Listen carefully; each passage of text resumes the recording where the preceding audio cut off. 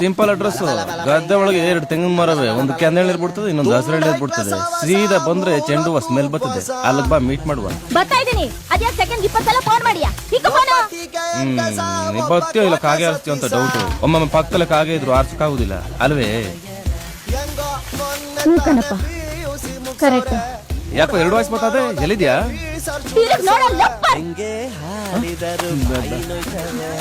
ಮಾತಾಡ ಬೆಂಟಕ್ಕೆ ನನ್ ಮಗನೇ. ಬಾ ಅಂತ ಕರ್ದಿದ್ಯಲ್ಲ, ಬಂದಿದೀನಿ ಬಾ. ನಿಮ್ಮ ಅಕ್ಕ ಬಂದವಳ ಸಾಕ್ಷಿಗೆ ನಿನ್ ಕತೆ ಏನಿದ್ರು ಯೂಟ ಬೇಳು.